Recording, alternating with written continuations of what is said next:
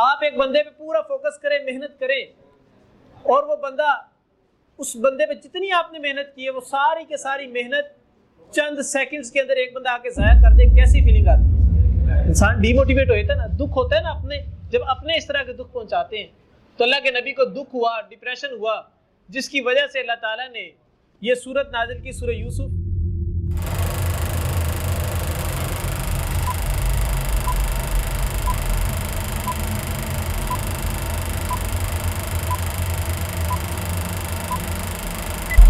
الشیطان الرجیم، بسم اللہ الرحمن الرحیم، نحمدہ ونصلی علی رسول الکریم، اما بعد، اعوذ باللہ من الشیطان الرجیم، بسم اللہ الرحمن الرحیم۔ ہم نے رمضان کے اندر دورہ قرآن کا ایک آغاز کیا 4 ڈائمنڈز آف قرآن مجید کے نام سے۔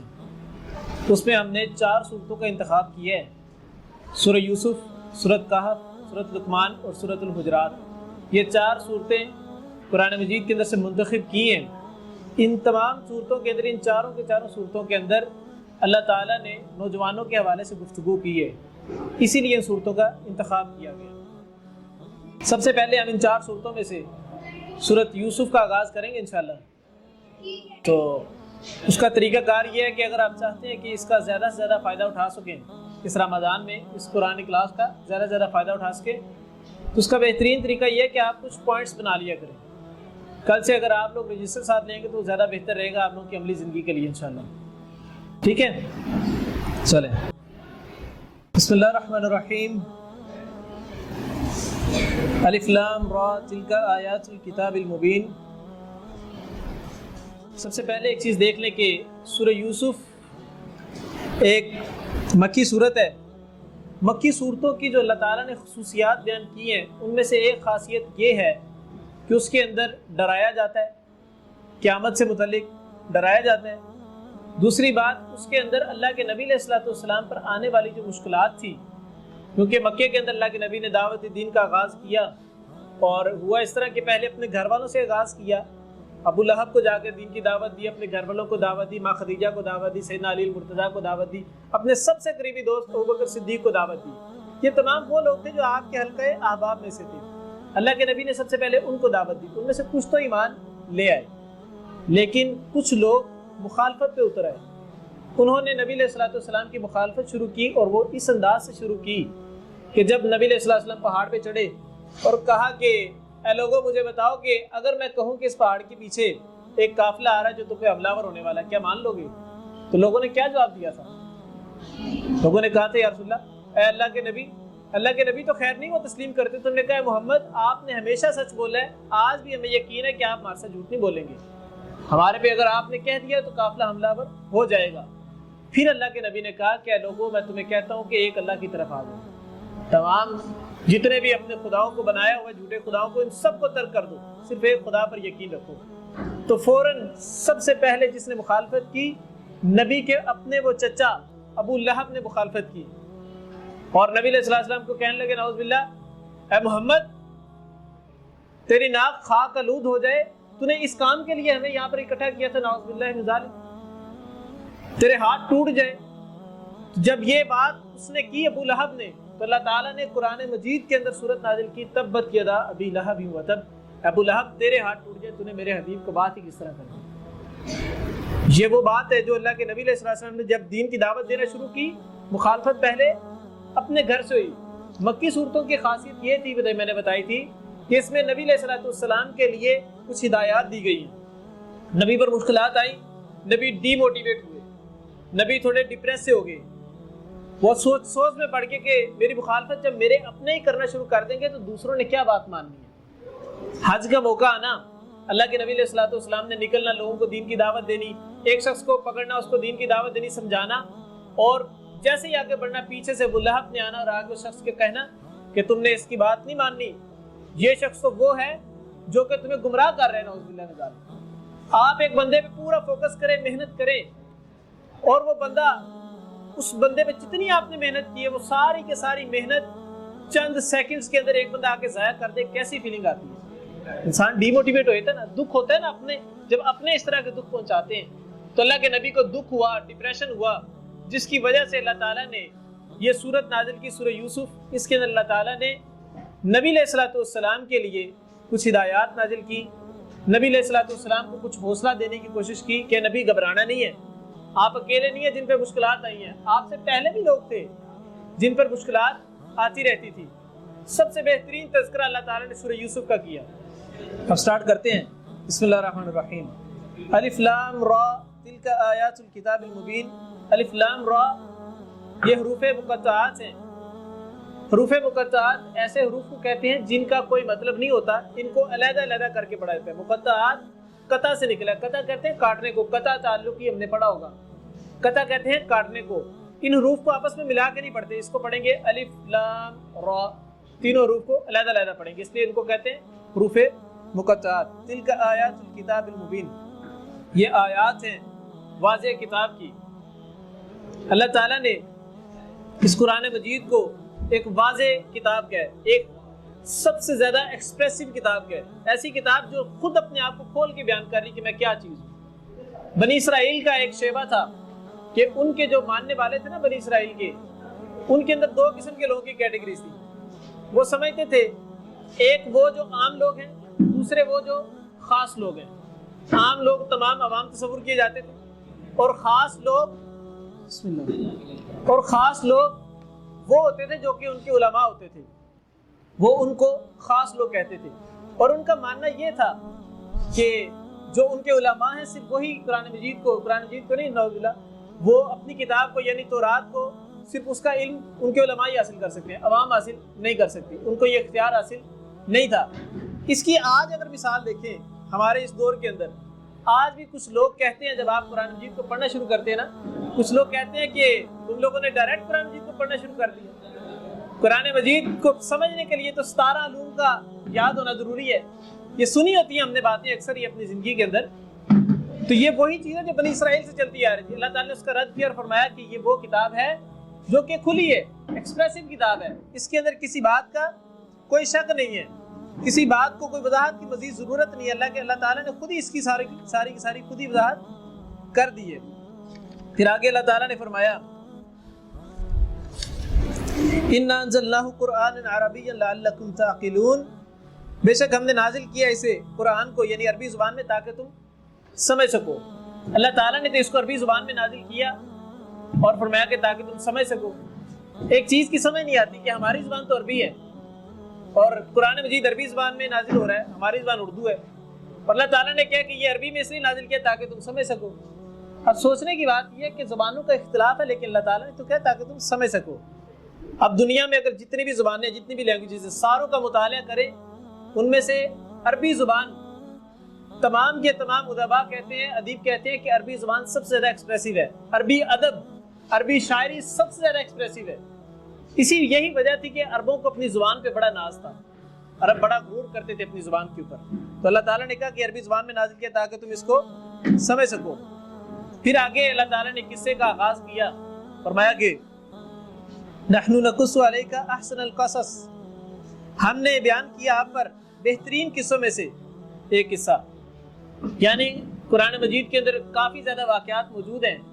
آپ نے دیکھا ہوگا قرآن مجید کے اندر اللہ تعالیٰ نے آدم علیہ السلام کا تذکرہ بھی کیا، ان کی تخلیق کا تذکرہ کیا، موسیٰ علیہ السلام اور فرعون کا تذکرہ کیا، حامان کا تذکرہ کیا، قارون کا تذکرہ کیا، اور اس طرح دیگر اقوام کا تذکرہ کیا، قوم عاد، قوم سمود، ان تمام اقوام کا تذکرہ کیا۔ ان تمام قصوں کے اندر سے اللہ تعالیٰ نے ایک قصہ جو یوسف علیہ السلام کا قصہ فرمایا، احسن القصص، یہ سب سے بہترین قصہ ہے، سب سے بہترین قصہ ہے۔ بما اوحینا، جو ہم نے وحی کیا پر الیک ھذا القرآن، یعنی اس قرآن مجید کے اندر۔ اور پھر فرمایا کہ وَإِن كُنْتَ مِن قَبْلِهِ لَمِنَ الْغَافِلِينَ، اور آپ جو ان سے ہیں پہلے اس واقعے کے بارے میں بے خبر تھے، یعنی اللہ کے نبی علیہ السلام کو اللہ تعالیٰ خود بیان کر رہے ہیں کہ یہ واقعہ جو ہم نے آپ کو بیان کیا ہے، اس واقعے کے بارے میں آپ پہلے بے خبر تھے۔ اللہ تعالیٰ نے ایک علمی نقطہ ذہن کے اندر رکھے۔ ہمارے ہاں مختلف مسالک کے اندر ایک سب سے بڑا اختلاف یہ ہوتا ہے کہ اس سوال کے اوپر ہوتا ہے کہ کیا اللہ کے نبی علیہ السلام عالم الغیب تھے یا نہیں تھے۔ آپ نے اس پہ بڑے بڑے مناظرے بھی سنے ہوں گے، علماء آپس میں لڑائیاں کرتے ہیں، جھگڑے کرتے ہیں، اور مسلک کے آپس میں اتنے جھگڑے ہوتے ہیں کہ لوگ قتل کرنے پہ آ جاتے ہیں۔ آپ نے پچھلے دنوں دیکھا ہوگا کہ وہ پشاور کے اندر دھماکہ ہوا تھا مسجد کے اندر، پشاور کے اندر ایک مسجد کے اندر دھماکہ ہو گیا، 60 کے قریب لوگ مارے گئے، شہید ہو گئے۔ کس کے ہاتھ کا خون تلاش کریں؟ یہ صرف مسئلے کی اختلافات ہے جس کی بنا پر یہ چیزیں ہوتی ہیں۔ تو اللہ کے نبی علیہ الصلوۃ والسلام کے بارے میں علم الغیب کا جو نقطہ ہے اس کے بارے میں ایک چیز ذہن کے اندر رکھیں، ہر وہ چیز غیب تصور کی جاتی ہے جس چیز کے بارے میں علم نہ ہو، ہر وہ چیز غیب تصور کی جاتی ہے اس کے بارے میں علم نہ ہو، اور جس چیز کے بارے میں علم ہو جاتا ہے وہ غیب نہیں رہتی۔ مثال کے طور پہ آپ کو ہمیشہ بتاتا ہوں، اس دیوار کے پیچھے کیا ہے میرے لیے یہ غیب ہے، پیچھے کو بندہ کھڑا ہے یا کون کھڑا ہے یا کرسی ہے یا کچھ بھی ہے، میرے لیے غیب کی چیز ہے، لیکن جب مجھے پتہ لگ جائے گا غیب تو نہ رہی آئی۔ تو اللہ تعالیٰ نے بیان فرمایا کہ احسن القصص کو ہم نے آپ پر بیان کیا، اس سے پہلے آپ کو علم نہیں تھا، یعنی اللہ کے نبی علیہ الصلوۃ والسلام کے پاس جتنا بھی علم ہے وہ اللہ تعالیٰ کی طرف سے نازل کرتا ہے جو ہمارے پاس نہیں ہوتا۔ ہمیں اللہ تعالیٰ واقعات نہیں بتاتے، یہ واقعات اللہ تعالیٰ اپنے نبیوں کو ہی بتاتے ہیں۔ اس کے بعد اللہ تعالیٰ نے بیان فرمایا کہ اذ قال یوسف لأبیہ، جب کہا یوسف نے اپنے والد سے یا ابتی، اے میرے ابا جان۔ آپ ایک چیز سوچے ذرا، فرمایا کہ یا ابتی، اے میرے پیارے ابا جان۔ تصور کریں بیٹا اپنے باپ سے کتنی محبت کا اظہار کر رہا ہے، ایک صرف بات بیان کرنی ہے بچے نے، کوئی فیور نہیں چاہیے۔ آج ہم کیا کرتے ہیں، ہمیں ذرا سی فیور چاہیے نا ماں باپ سے، بیٹھ کے آدھا گھنٹہ مکھن لگائیں گے، ماں باپ بھی سمجھ جاتے ہیں میرا بچہ ہے مکھن لگا رہا ہے، اس کا مطلب کوئی نہ کوئی چیز چاہیے ہوگی اس کی، تو ماں باپ فوراً کہتے ہیں بیٹا کیا چاہیے، کیوں مطلب اس طرح کی باتیں کر رہے ہیں، ہوتا ہے کہ نہیں اس طرح۔ یوسف علیہ السلام کو اپنے باپ سے کوئی بھی لالچ نہیں تھی، انہوں نے فرمایا یا ابتی، اے میرے پیارے ابا جان۔ صرف ایک بات بیان کرنی ہے اور محبت کا اظہار چیک کریں، اے میرے پیارے ابا جان۔ فرمایا کہ انی رأیتو، جب بے شک میں نے دیکھا ہے، 11 کوكبا ستاروں کو، والشمس اور سورج کو، والقمر اور چاند کو، رأیتہم دیکھا میں نے انہیں، لی ساجدین مجھے سجدہ کرتے ہوئے۔ یوسف علیہ السلام نے ایک اپنا خواب بیان کیا کہ ابا جان میں نے دیکھا کہ مجھے 11 ستارے، سورج اور چاند سجدہ کر رہے ہیں۔ ایک عجیب سی بات ہے کہ سورج بھی سجدہ کر رہا ہے، چاند بھی سجدہ کر رہا ہے، 11 ستارے سجدہ کر رہے ہیں۔ ایک اوبیس سی بات ہے کہ بڑی اچھی سی چیز لگ رہی ہے، بہت بڑی سی چیز لگ رہی ہے، کہ یعنی کہ بہت بڑی اچیومنٹ ملنے والی ہے۔ تو یوسف علیہ السلام نے واقعہ اپنے ابا جان سے بیان کیا۔ باپ کون ہے؟ یعقوب علیہ السلام جو کہ اللہ کے نبی ہیں۔ یوسف وہ ہیں جو بعد میں نبی بننے والے ہیں، ابھی بچپن میں۔ سمجھ آ رہی بات کی؟ باپ پہلے سے نبی ہیں، یوسف بعد میں نبی بنیں گے۔ تو انہوں نے اپنے باپ سے بیان کی۔ اس سے ایک چیز جو ہمیں سمجھ آتی ہے کہ خواب جب بھی کوئی آئے اس کو ہر کسی سے بیان نہ کرے، خواب کو صرف اس شخص سے بیان کریں جس کے بارے میں آپ کو یقین ہو کہ یہ بندہ میرے سے حسد نہیں کرے گا، بندہ میری مخالفت نہیں کرے گا۔ باپ کبھی اپنے بچوں سے حسد کر سکتا ہے؟ کبھی اپنے بچوں سے بغض رکھ سکتا ہے؟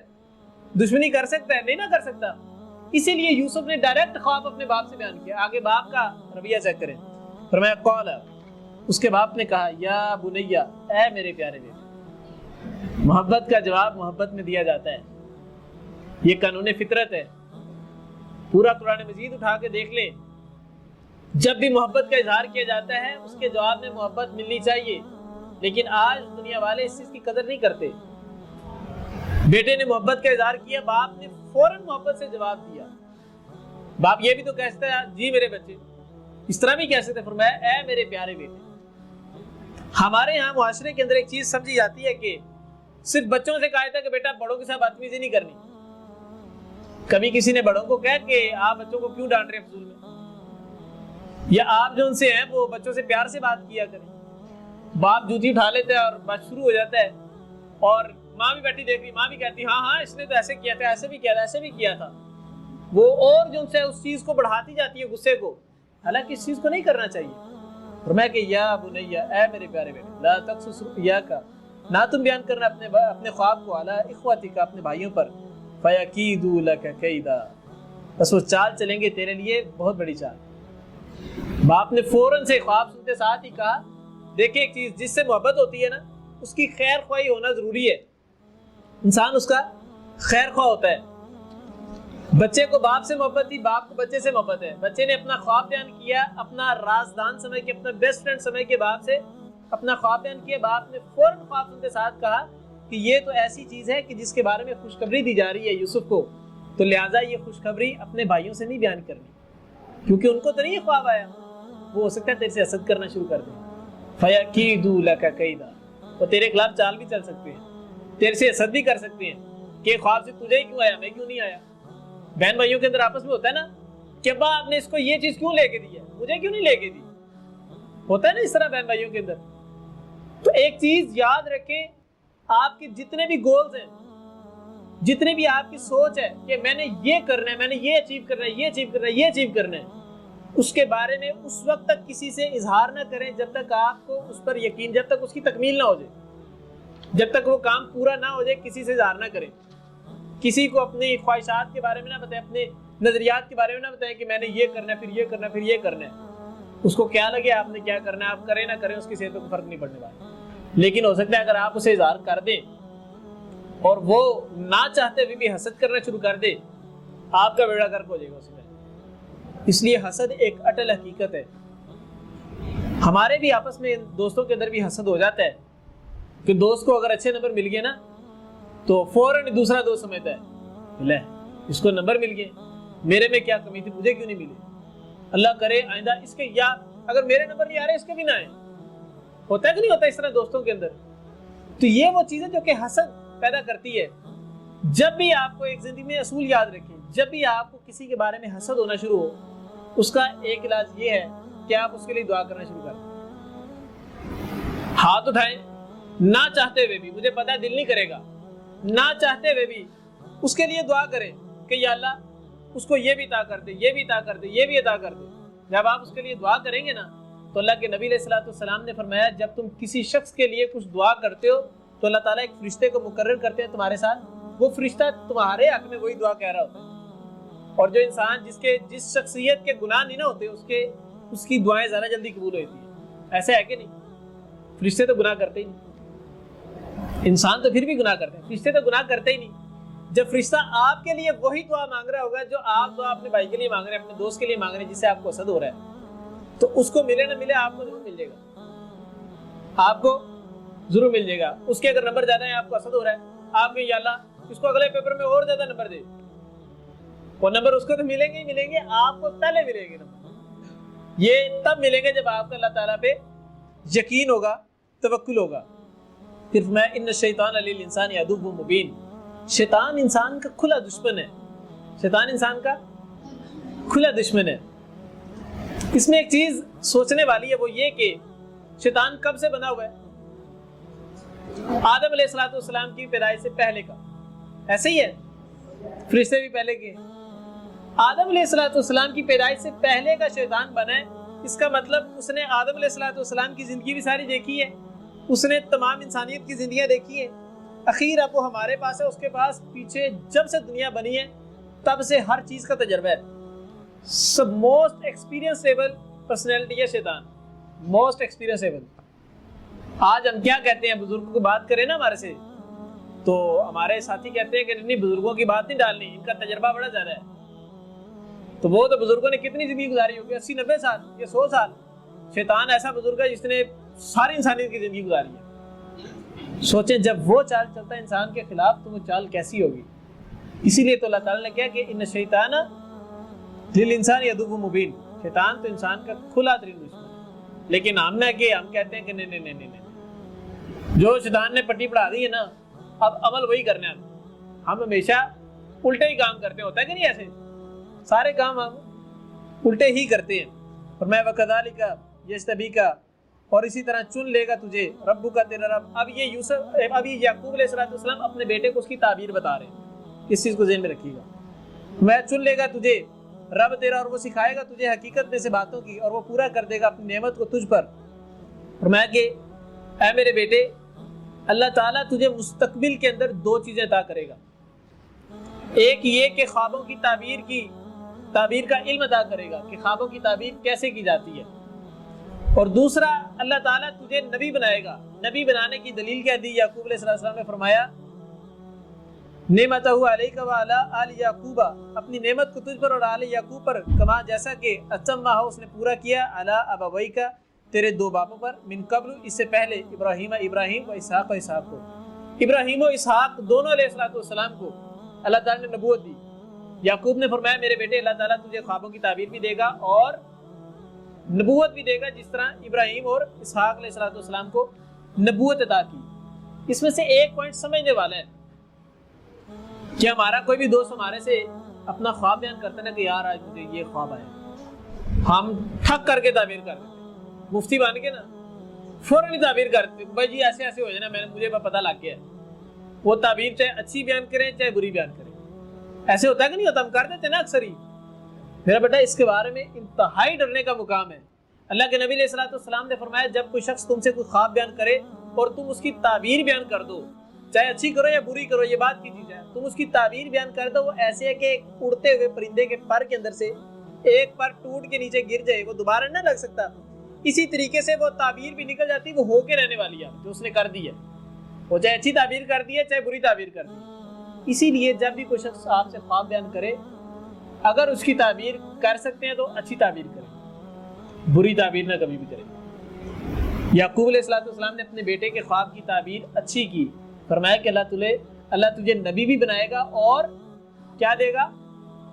خوابوں کی تعبیر کا علم بھی دے گا۔ یہ دونوں چیزیں اللہ تعالیٰ تجھے عطا کرے گا۔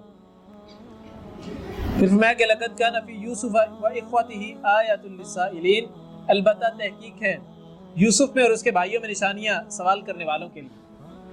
اب دیکھیں، ہم زندگی کے اندر مختلف قسم کے واقعات ہمارے ساتھ رونما ہوتے ہیں، مختلف قسم کے حالات و واقعات پیش آتے ہیں، کبھی اچھے کبھی برے، کبھی آپس کی چالیں آتی ہیں، کبھی پولیٹکس کریٹ ہوتی ہے، کبھی سوسائٹی کے اندر، کبھی گھر کے اندر، کبھی فیملی کے اندر، کبھی اسکول کے اندر، کبھی کالج کے اندر، اکیڈمی کے اندر۔ ہوتا ہے کہ نہیں ہوتا ایسے؟ جو بزنس کرتے ہیں ان کے بزنس کے پارٹنرز کے اندر پولیٹکس ہوتی ہے ٹھیک ٹھاک قسم کی، دوستوں کے اندر پولیٹکس ہوتی ہے ٹھیک ٹھاک قسم کی۔